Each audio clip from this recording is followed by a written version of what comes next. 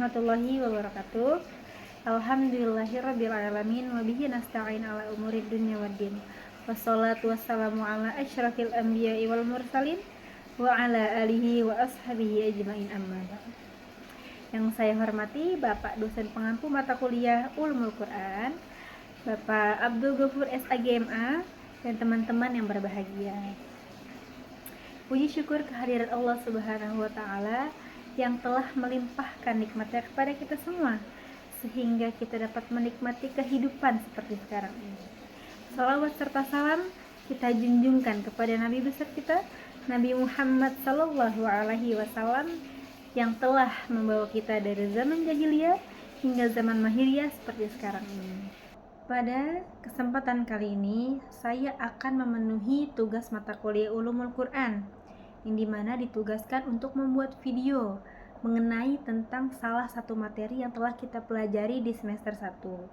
Nah, pada video kali ini saya akan menerangkan tentang tafsir, takwil, dan juga terjemah. Nah, kebetulan itu adalah pembahasan terakhir pada materi kita saat semester 1. Nah, mari kita bahas tentang tafsir terlebih dahulu. Apa sih itu tafsir? Nah, tafsir menurut bahasa adalah membuka, menjelaskan, apalagi menggali sesuatu yang samar. Sedangkan menurut istilah, tafsir adalah ilmu yang digunakan untuk memahami kitabullah, untuk memahami ayat-ayat Al-Quran, dan menjelaskan makna-maknanya lalu mengeluarkan hukum-hukumnya. Nah, tafsir juga adalah salah satu ilmu yang paling mulia seperti itu. Kenapa mulia? Karena tafsir adalah ilmu yang membahas tentang kalam Allah, tentang firman-firman Allah. Jadi tafsir adalah salah satu ilmu yang paling mulia. Nah, karena tafsir adalah ilmu yang mulia, seorang penafsir ada syarat-syaratnya. Ada syarat yang untuk menjadi seorang penafsir. Nah, digolongkan menjadi 3 bagian. Ada syarat keagamaan, syarat akal, dan syarat ilmiahnya. Nah, yang pertama ada syarat keagamaan. Nah, apa sih syarat-syarat keagamaannya itu?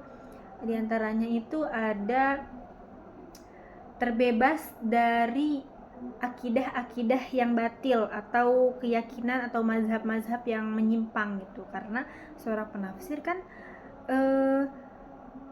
terpercaya akan akidahnya seperti itu. Lalu selanjutnya ada terbebas dari hawa nafsu, lalu dia menjalankan kewajiban dan menjauhi larangannya.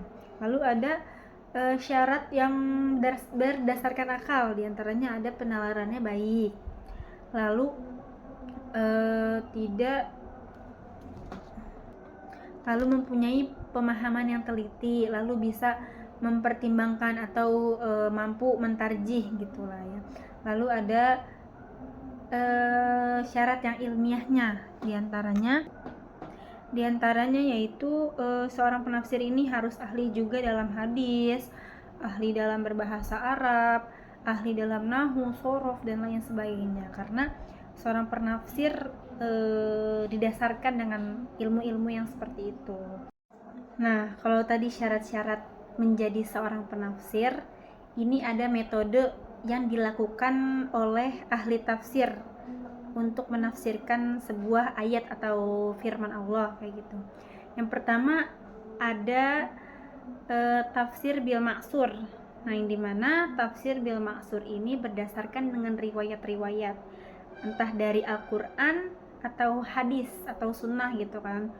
Lalu ada tafsir bil ra'yi. Nah, tafsir bil ra'yi ini berdasarkan dengan ijtihad para ulama kayak gitu.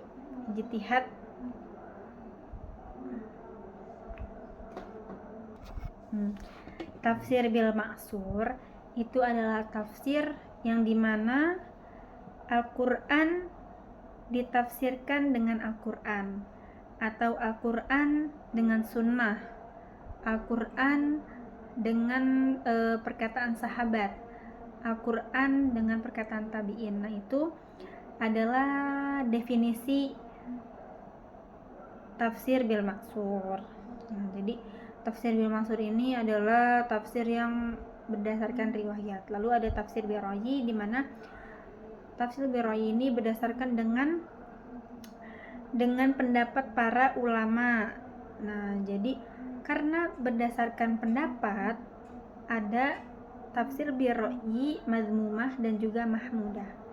Nah, tafsir mahmudah ini adalah tafsir yang penafsirnya ini juga mengambil dari sunnahnya lagi, sunnah atau Al-Qur'annya lagi. Sedangkan kalau yang mazmumah itu tidak tahu, mereka mengambil tafsirnya lagi dari Al-Qur'an atau sunnah, seperti itu.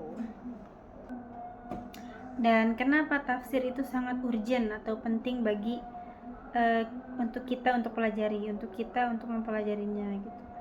Nah, kita lanjut ke pembahasan selanjutnya, yaitu tentang takwil. Apa sih takwil itu?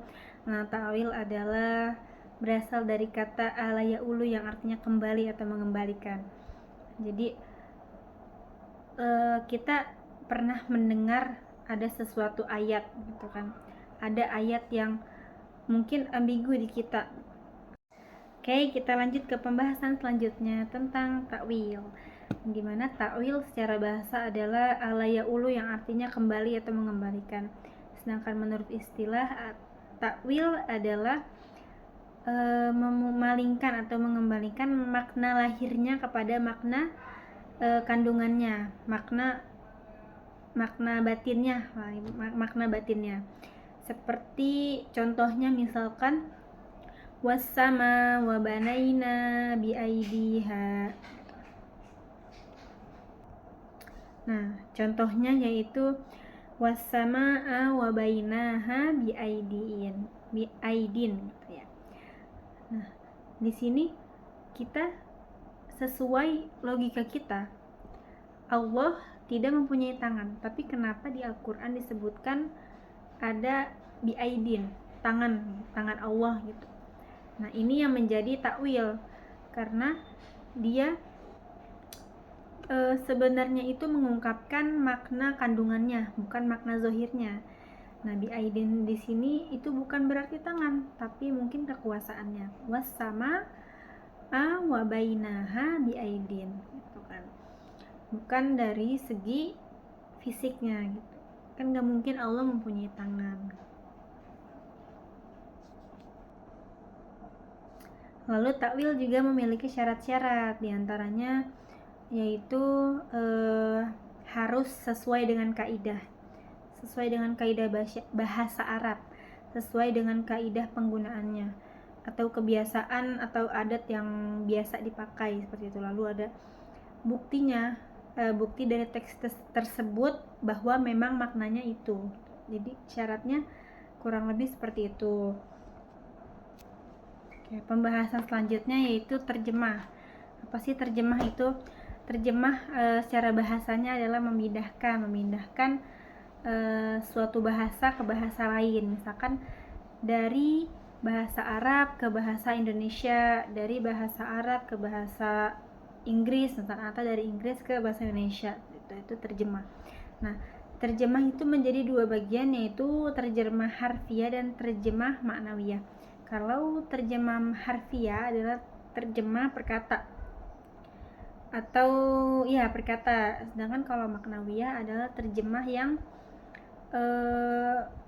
menerjemahkan maknanya atau per kalimat, seperti itu.